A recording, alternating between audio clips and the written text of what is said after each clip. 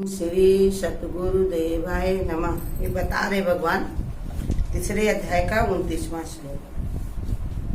प्रकृति के गुणों से मोहित हुए पुरुष गुण और कर्मों में आसक्त होते हैं और अच्छी प्रकार न समझने वाले मूर्खों को अच्छी प्रकार जानने वाला ज्ञानी पुरुष चलायमान न करे। ये समझा रहे भगवान। पहले तो भगवान ही अपने मुंह से उनको गाली दे रहे, कह रहे हैं कि जो अच्छी प्रकार ना समझने वाले और इनको सम्मान करे, जो समझने वाले वो ज्ञानी। पहले तो भगवान ही इसका उपमा जो दे रहे हैं, इसी समझना चाहिए कि अज्ञानता जो अज्ञानता में रहते हैं उनकी भगवान के निगाह में क्या इज्जत है, उनके कैसे भगवान उनका विचार बता रहे। तो भगवान ये समझा रहे, देखो कि दूसरे कहा कि संसार में 3 प्रकार के लोग साधारणता होते हैं। एक तो गुण विभाग, दूसरे कर्म विभाग और तीसरे होते हैं समझाने वाले तत्वज्ञानी मनुष्य। एक गुण विभाग, कर्म विभाग और दूसरे समझाने वाले होते हैं तत्वज्ञानी पुरुष।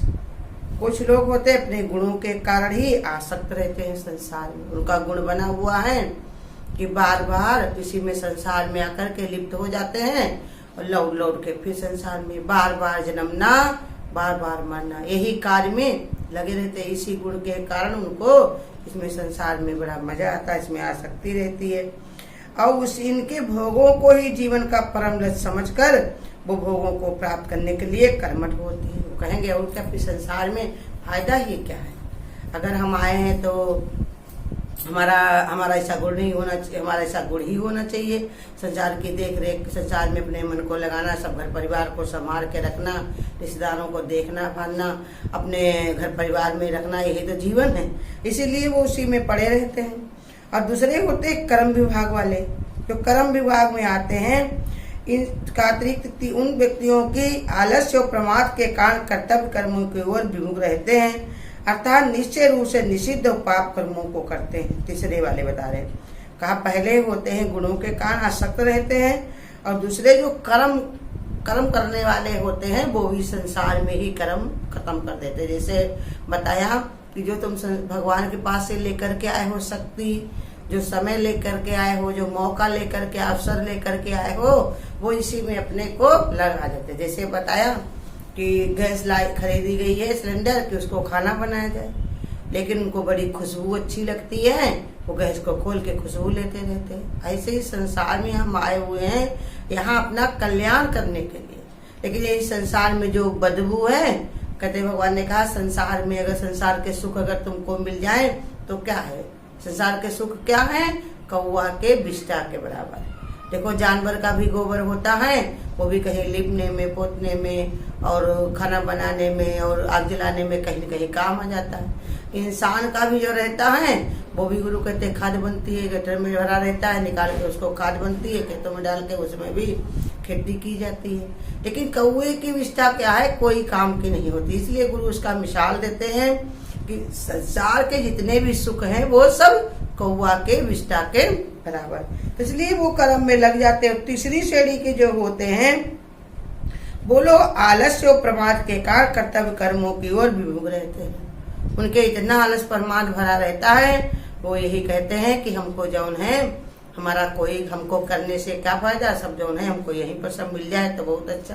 उनको पता ही नहीं होता है कि शरीर जो मिला है ये चलाने के लिए, बुद्धि मिली है समझने के लिए, उनको ये काम नहीं। जैसे बताया दृष्टांत भी कि एक आदमी जो था वो देखा कि जामुन के पेड़ से जामुन चू रहे थे, तो उसने कहा बेकार में कौन डीला उठाए, इसको मारे तोड़ के खाए, इससे बढ़िया आकर के इस पेड़ के नीचे लेट जाओ, अभी जामुन गिरेगी और बढ़िया उसमें जो है खा लेंगे, कौन ही करे मेहनत। उसको देखा तो एक पहले से लेटा हुआ था, तो दूसरा भी आकर के उसी के पेड़ के नीचे वो भी लेट गया। कहा भैया तुम क्यों लेटे हो? कहा भी जामुन गिरेगी तो उससे जो है हम जो है तोड़ खा लेंगे। तो दूसरा आया, वो भी उससे भी आलसी था, उसने कहा कि जो है कि अरे ये तो लेटा हुआ है, हम भी लेट जाए। वो भी जब लेट गया तो इतने में क्या हुआ, वो एक कुत्ता आया मुंह फैलाकर, उसने कहा कि इसने तो मुंह बंद किया, जब जामुन गिरेगी तब ये मुंह खोल के खाएगा। दूसरे वाले ने तो पहले से ही मुंह खोल के रखा कि देखो इतना भी हम क्यों करें, मुंह भी बंद करना पड़े फिर खोलना पड़े। इसी के कारण कुत्ता एक आया उनके ऊपर जो है बाथरूम करके चला गया मुंह के ऊपर। तो उससे कह रहा पहले वाले से, भैया जरा कुत्ते को भगा दो, देखो हम हाथ क्यों उठाएं, इसको कुत्ते को भगाएंगे, हाथ उठाना पड़ेगा, तो मेरे मुंह के ऊपर जो बाथरूम कर गया उस कुत्ते को भगा दो। तो पहला वाला कहता क्या बेवकूफ हो क्या, हमारे पहले वाले ने कहा कि हाँ कहा जामुन गिरी है हमारे पर उठाकर खिला दो। तो पहले वाले का देखो हमारे मुंह के ऊपर कुत्ता बाथरूम करके गया है, हमने उसको नहीं भगाया तो तुम्हारे उठ के हम खिलाने आएंगे। ऐसे संसार में आलसी भी भरे पड़े हैं। कुछ लोग आलस के कारण ही कहेंगे भाग पर छोड़ देंगे कि हमारे भाग्य में ही नहीं, ताना कसते रहेंगे, संसार में कहते रहेंगे। कितने लोग देखो संसार में भी 4-4 प्रकार के 10-10 प्रकार के काम करते हैं, दिन रात अपने लगे रहते हैं, मेहनत से कमाते, उत्साह से खर्च करते। कितने लोग उसी थूक में कहते नहीं कम से कम में काम चलाएंगे, कहेंगे हमको क्या करना है, हमको अपना जीवन क्यों बर्बाद करते हैं इन लोगों के लिए, बस उसी में आलस में पड़े रहते। भरपूर नींद, भरपूर खाना, सब प्रकार का हमको सुख चाहिए, और फिर कहेंगे हमारे पास है ही नहीं। तो इसलिए उसका दोष लगाते। जैसे बताते हैं संत कि भाग्य क्या होता है और भाग्य में नहीं है वो क्या होता है। कहा अगर इंसान के भाग्य में कोई चीज अगर नहीं है तब भी अगर वो मेहनत करे तो वो हासिल कर सकता है। अगर अब जिसके भाग्य में है वो अगर मेहनत भी ना करे तो जो उसके भाग्य में है वो भी चला जाता है। कैसे, इस तुम्हारे भाग में नहीं है कि तुम भगवान की भक्ति अगर नहीं, लेकिन जब रोतो रातों दिन तुम उसी में रमे रहते हो, बार बार कहते हो हमारी भक्ति नहीं है, भगवान की कृपा, लेकिन भगवान की कृपा होगी तो सब आसान भी हो जाएगा। वही बुद्धि विवेक तुम्हारा भी वैसे ही भगवान में रम जाएगा जैसे ज्ञानियों का रहता है। तो यही बताया अगर भाग में तुम भाग का दोषारोपण करके उसमें बैठे रहोगे तो कोई कार्य नहीं होगा, लेकिन अगर कार्य में लग गए तो तुम्हारा कार्य भगवान भी मदद करेगा। कहा भी भगवान कि जो निरंतर मेरे में मन लगाते हैं उनके ऊपर मैं अनुग्रह करके उनके अंतःकरण में ज्ञान का दीपक जला देता हूँ। चाहे भगवान की ओर हो और चाहे संसार की ओर कोई कार्य हो, जब इंसान इसी में रत होता है तो वो कार्य को समझ लेता है, जैसा समय आता है सब सीख लेता है। तो वही समझा रहे भगवान कि तीसरी श्रेणी के जो लोग होते हैं वो व्यक्ति जो वो आलस परमार्थ के कारण ही कर्तव्य कर्म की ओर विमुख रहते हैं, उनसे मुंह पुण्य घुमाए रहेंगे। वो कहेंगे हमारे कोई सुनता नहीं, मेरी कोई मानता नहीं, करना ही नहीं चाहते। ऐसे निश्चय रूप से निषिद्ध और पाप कर्मों को करते हैं। ये निषिद्ध है कर्म। पाप क्यों कहा भगवान ने, कहा कि देखो ये मनुष्य का शरीर मिला है, इसको मनुष्यता के लिए मिला है, इंसानियत के लिए, परमार्थ के लिए। अगर वही कार्य में नहीं लगाते हैं तो फिर उनको भगवान ने कहा पाप लगता है। कैसे, जिस कार्य के लिए तुमको दिया गया वो काम तुम नहीं करते हो, अपने आलस परमार्थ में बर्बाद कर देते हो, तो भगवान कहते हैं कि उनको फिर वो कहें वो विमुख है भगवान से, वो पाप निषिद्ध कर्म कर रहे हैं।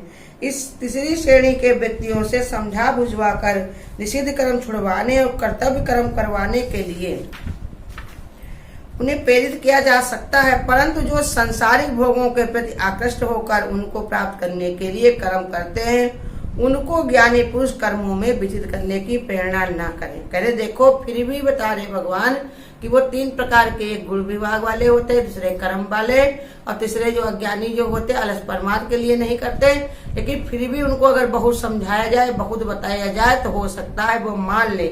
लेकिन जो संसार में आसक्त होकर के कर्म करते हैं उनको भगवान कहते हैं विचलित ना करो। क्यों नहीं करो, ऐसे मनुष्यों का उपदेश किया जा सके जो उस उपदेश को ग्रहण भी ना कर सके। तो उनको समझाने से क्या फायदा होगा, क्योंकि वो संसार में इतना आसक्त हैं वो सुनेंगे भी नहीं। जैसे कहा कि देखो अपना घी अगर तुम्हें फैलाना है, किसी को देना है तो कहाँ डालोगे, क्या बालू में डालोगे, उसको थाली में डालोगे, कोई डिब्बा में, कोई हाथ में, कोई खाने में पीने में, कहोगे देसी घी है अपना बालू में ना दे। ऐसे ही बता रहे भगवान कि ज्ञान अमोल है, इसकी कोई कीमत नहीं है। इसलिए समझा रहे भगवान उनको जो ग्रहण नहीं कर सकते हैं उनको नहीं बताना चाहिए। कर्म में सांसारिक भोग प्राप्त करने के लिए कर रहे हैं, उन्हें कर्मों को करते हुए यदि ममता, आसक्ति, फल भोग की इच्छा छोड़ दें तो उन्हें जीवन का परम लक्ष्य प्राप्त हो सकता है। उनके लिए भी भगवान कहते प्राप्त कर सकते हैं, लेकिन यदि छोड़े तो कह देंगे इंसान अगर मोह ममता नहीं है, आशा कामना नहीं है तो जीवन में क्या है, कुछ भी नहीं है। देखो रावण को ही रख लो, बताया नहीं कि उसने मौत को तो अपने पैर के नीचे बांध लिया था, लेकिन अपने अहंकार को, अपनी कामना को नहीं बांध पाया, उसके कारण उसने अपने सारे वंश को नाश कर दिया। भले को वो ज्ञानी था, होशियार था, लेकिन काम तो अज्ञानता का ही किया। संसार को उदाहरण क्या दे गया? भले को नाम उसका लिया जाता राम के साथ रावण का, ठीक है, लेकिन उसने संसार को क्या दिया है? संसार ने उससे क्या शिक्षा ली कि भगवान से बैर करो। और वही उनके भाई थे, उन्होंने देखो प्रेम से जाकर के गुरु शरणागति ली भगवान की, तो कैसे अपने बाद में भी अपने परिवार को उन्होंने तार दिया, अपने आप भी उसी में रहे। कहते लोग रावण जो बड़ा होशियार था, उसने समझ के ऐसा काम किया था। क्या विभीषण कम होशियार थे? वो जब भगवान की शरण में गए और बाद में उनके राज्य को भी भोगा और सब उनका कार्य भी किया, बाद में सबको उन्होंने सबको पानी भी दिया और सबके जो उन्हें श्राद्ध भी किए, सबके पिंडदान भी किए। वो कम मूर्ख थे क्या? कम होशियार थे? ऐसे ही। लेकिन संसार ये कहेगा बड़ा ज्ञानी थे। क्या ज्ञानी थे? ज्ञानी हो तो ज्ञान का परिचय दो ना, अपने साथ भी कार्य को करो और साथ में संसार को भी आचरण दे जाओ। होशियार बहुत बनते हो, लेकिन कर्मों में होशियारी नहीं तो तुम्हें कौन मानेगा? इसलिए भगवान ने पहले ही बता दिया कि मूर्ख लोग हैं, उनको समझाने में, जो आसक्त हैं, अपने अहंकार में पड़े हुए हैं, उनको समझाने से कोई फायदा नहीं होगा। इसलिए भगवान समझा रहे हैं, लेकिन है उनके लिए भी यही ज्ञान, कोई अलग ज्ञान नहीं है। यही ज्ञान गुरु कहते हैं उन पर भी असर कर सकता है। जो अगर समझे, इसको जाने तो असर कर सकता है, लेकिन वो उधर आएंगे नहीं। क्योंकि यही का प्रभु दारुण दुख देई अकेले बुद्ध। पहले भगवान किसी को दारुण दुख नहीं देता, कर्म के अनुसार इंसान पाता है। लेकिन फिर भी भगवान की करुणा रहती है कि अपने कर्म, अपने दुखों को अगर छुड़ाना चाहते हो, दुख दर्द को हटाना चाहते हो, तो शरण लो केशव कन्हैया की। अगर मुक्ति को पाना है, शरण लो कृष्ण कन्हैया की। अगर भव से तुम्हें पार जाना है तो भगवान की शरण लो।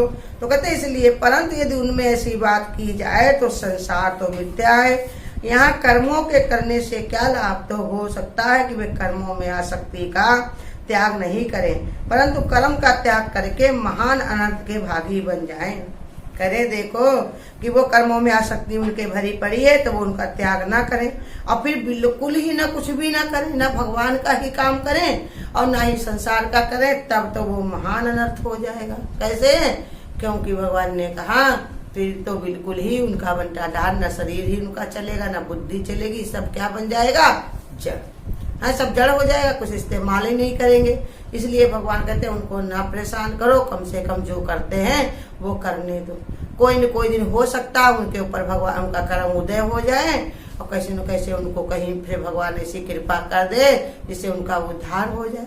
तो इसलिए समझा रहे। लेकिन हमारे गुरु तो और उत्तम बताते हैं। वो कहते हैं लेकिन ज्ञानी को चाहिए वो बार बार उनको समझाए।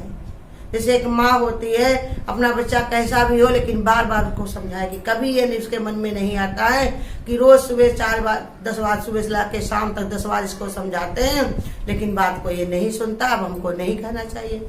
वो बार बार यही उम्मीद लेकर बताएगी कि हो सकता कल नहीं माना तो आज मान ले, कल इसकी बुद्धि नहीं अगर ऐसी समझी तो हो सकता आज मान ले। ऐसे ही परमात्मा भी हमारा यही कहता है कि ज्ञानी का यही लक्षण है। भगवान के भगत का लक्षण हमारे गुरु तो बताते हैं कि जो सुनना नहीं चाहते उनको भी ये ज्ञान सुनाओ, उनको भी ज्ञान पर अधिकार है। क्योंकि ये संसार में कोई नहीं सुनना चाहता। ये तामस भरी सबका शरीर है, इसमें आलस परमाद भरा हुआ है, इसी के कारण नहीं सुनना चाहते।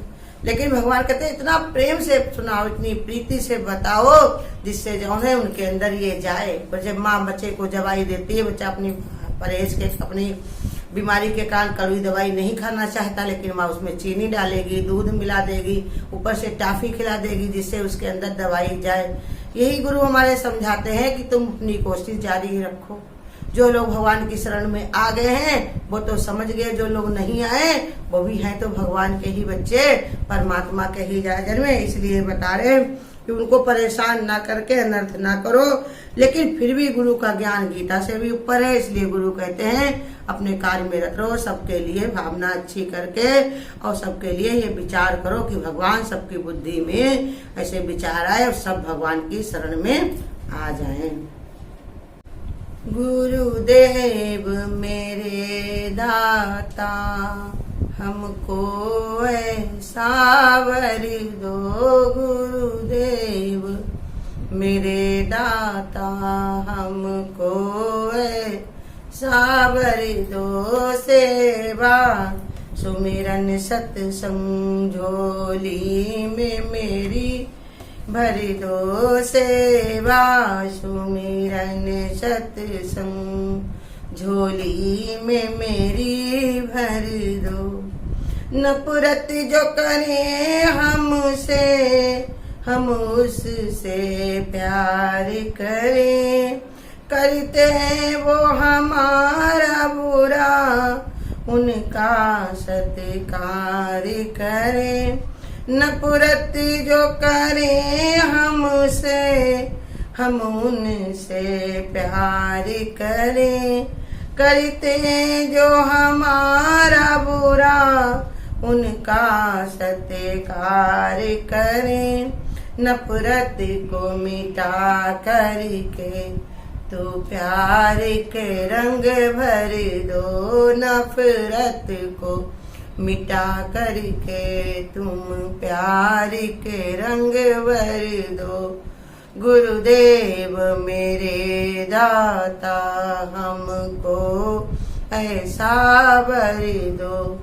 सेवा सुमिरन सत्संग झोली में मेरी भर दो।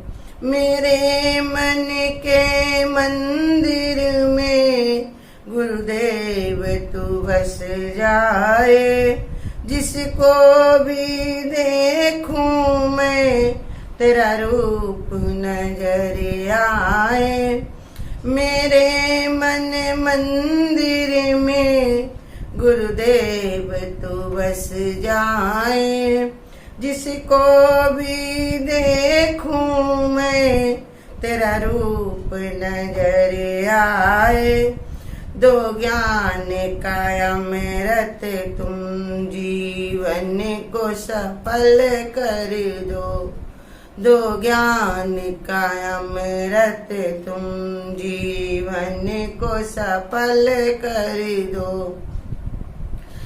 गुरुदेव मेरे दाता हमको ऐसा वर दो। सेवा सुमिरन सत्संग झोली में मेरी भर दो। सबरी की तरह सेवा और ज्ञान हो मीरा सा। श्रद्धा हो तुलसी सी और बोल कबीरा सा। सबरी की तरह सेवा और ज्ञान हो मीरा सा। श्रद्धा हो तुलसी सी और बोल कबीरा सा। ए अर्ज करे प्रेमी सतगुरु पूरा कर दो। ए अर्ज करे प्रेमी सतगुरु पूरा कर दो। गुरुदेव मेरे दाता हमको ऐसा वर दो। सेवा सुमिरन सत्संग झोली में मेरे भर दो। झोली में मेरे भर दो। अगर आपको आज की वीडियो अच्छी लगी हो तो वीडियो को लाइक और शेयर करना ना भूलें। आगे की वीडियोस देखने के लिए चैनल को सब्सक्राइब करें और नोटिफिकेशन बेल को ऑन